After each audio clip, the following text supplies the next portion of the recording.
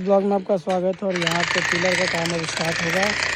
तो पाइलिंग हुआ था भाई, उस पर अब पिलर खड़ा होगा। लेवलिंग होता है, यहाँ लेवलिंग होता है। तो यहाँ पे जो है हल्का हल्का छाड़ निकाल कर पिलर का काम स्टार्ट होगा। ऐसे मिलाते हैं,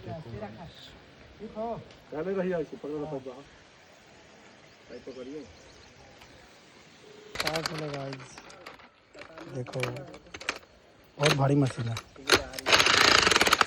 कितना पावर लगता है, बॉडी हिल जाता है पूरा। फोरमैन देखो गाइस, फोरमैन पूरा एकदम फॉर्म में आया हुआ है। हाँ, 1 फीट करना है। 1 फीट यहाँ खोल के और जितना लेवल से नीचे मिलेगा उतने पर चारों तरफ घुमा दीजिए। 1 फीट ने कहिएगा, 1.5 फीट ने कहिएगा तो नहीं मिलेगा। अच्छा रुक, हमें बोले